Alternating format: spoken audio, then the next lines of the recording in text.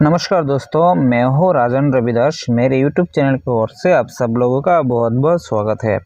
दोस्तों, आज मैं आप लोगों के सामने Haier side by side refrigerator के ऐसा फॉल्ट के बारे में बताऊंगा। ऐसा फॉल्ट के बारे में काफ़ी विस्तार से बात करूंगा और इसे दिखाऊंगा चेक करने का प्रोसीड्यूर क्या होती है। फिलहाल आप देख सकते हैं ये जो रेफ्रिजरेटर है, इस रेफ्रिजरेटर में बिल्कुल कूलिंग नहीं है। डिस्प्ले में कोई भी एरर कोड दिखने को नहीं मिल रही है और डिस्प्ले भी बिल्कुल ठीक है और कंप्रेसर भी कभी कभी चल रही होती है, कभी नहीं चल रही होती है।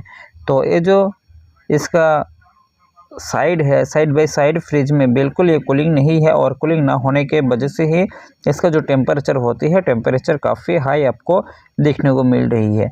तो ये वीडियो खासकर आप अगर टेक्नीशियन है तो आप बिल्कुल इस वीडियो को इग्नोर मत करिए। इस वीडियो को लास्ट तक देखिए। लास्ट तक देखने से आपको काफ़ी कुछ जानकारी मिलेगी और काफ़ी कुछ आपको सीखने को मिलेगी। अगर आप इस वीडियो के आखिरी तक देख लेते हैं तो आप इन्वर्टर रेफ्रिजरेटर के किसी भी समस्या आप आसानी से उसे निकल सकते हैं, आसानी से सॉर्ट आउट कर सकते हैं और अपनी स्किल को भी आप आसानी से बढ़ा पाएंगे। तो फिलहाल आप देख सकते हैं इस रेफ्रिजरेटर में डट डट करके ये सिंबल आ गया है। इसका मतलब है इस फ्रिज में कोई एरर नहीं है। अगर इस फ्रिज में कोई भी एरर होता तो ये डॉट डॉट के जो पॉइंट है, इस पॉइंट में आपको E1, E2, E3 या फिर F1, F2, F3 या फिर कोई भी एरर आपको इस जगह देखने को मिलता।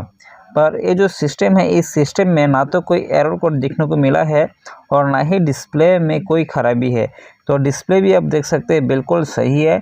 डिस्प्ले में भी टेम्परेचर ये शो कर रही है और ये जो एरर कोड निकालने का प्रोसीड्यूर होती है जो मैंने आप लोगों के सामने दिखाया है, उसमें भी ये बिल्कुल कोई भी एरर कोड नहीं शो कर रही होती है।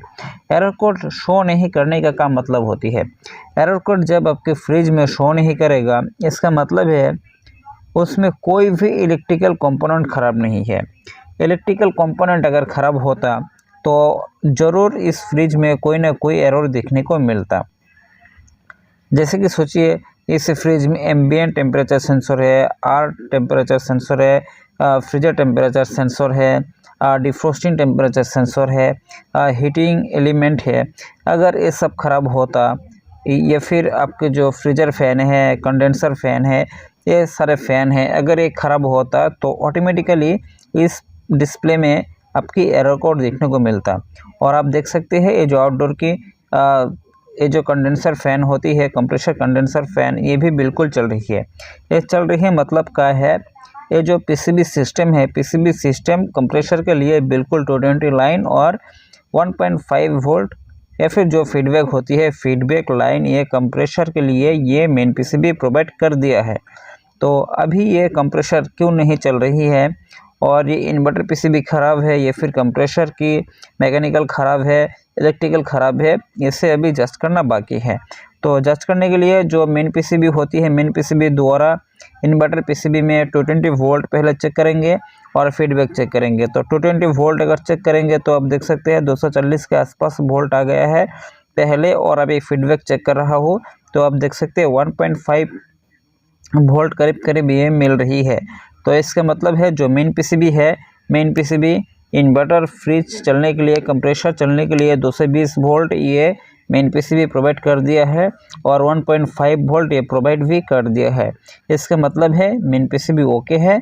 और इन्वर्टर पीसीबी में अभी देखेंगे ये पीसीबी ओके है कि नहीं। अगर ये पीसीबी ओके रहेगा तो आपको एक एलईडी ग्लो करने को देखने को मिलेगा। जो इन्वर्टर पीसीबी होती है, इन्वर्टर पीसीबी में एक एलईडी होती है, एलईडी ग्लो करेगा या फिर ब्लिंकिंग करेगा।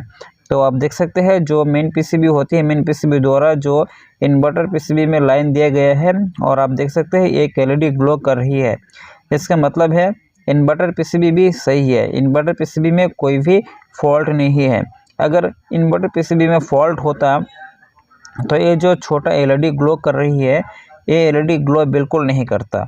एलईडी ग्लो करने का मतलब है ये पीसीबी बिल्कुल सही है, इन्वर्टर पीसीबी भी सही है, मेन पीसीबी भी सही है, दोनों पीसीबी सही है। तो अभी क्या प्रॉब्लम है? तो अभी देखिए जो कंप्रेसर की वाइंडिंग होती है, वाइंडिंग को अभी एक एक करके मैं चेक कर रहा हूँ, तो आप देख सकते हैं 16.2 करके ये ओम्स दिखा रहा है और ये बिल्कुल भी तीनों ओम्स बराबर दिखना चाहिए। अगर कम या ज़्यादा मिलता तो वाइंडिंग ख़राब होने का चांसेस भी होती है, तो इसे देखने को नहीं मिला है, ये बिल्कुल बराबर है, तो इसका मतलब ये वाइंडिंग भी सही है। तो अभी ये जो सिस्टम है, सिस्टम में क्या खराबी है, ये सिस्टम चल रही है, ये सिस्टम में कंप्रेसर के जो इलेक्ट्रिकल पॉइंट है, इलेक्ट्रिकल पॉइंट बिल्कुल ख़राब नहीं है।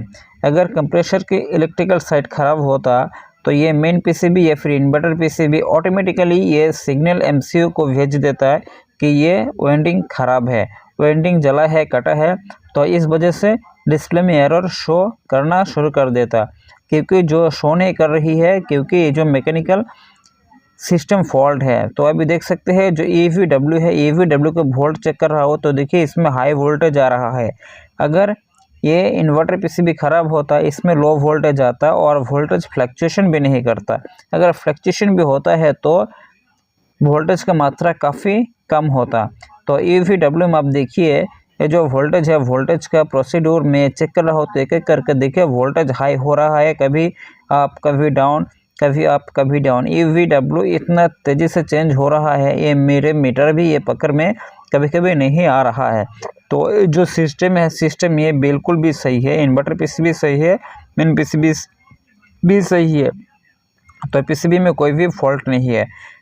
और जो कंप्रेसर की वाइंडिंग है, वाइंडिंग में भी फॉल्ट नहीं है। तो अभी ये फॉल्ट अगर मैकेनिकल में है, तो मैकेनिकल में फॉल्ट है तो कंप्रेसर क्यों नहीं चल रही है, क्योंकि इस मैकेनिकल लॉक्ड हो गया है। मैकेनिकल लॉक्ड होने के वजह से ही जो इन्वर्टर पीसीबी होती है, छोटा सा पीसीबी, इसमें LED ग्लो कर रही है, इसमें सिग्नल दे रही है, क्योंकि ये पीसीबी तो ओके है पर कंप्रेसर चल नहीं पा रहा है, इस वजह से ये अलार्म दे रही है। तो ऐसे नए नए वीडियो पाने के लिए मेरे साथ जुड़ रही है और चैनल को सब्सक्राइब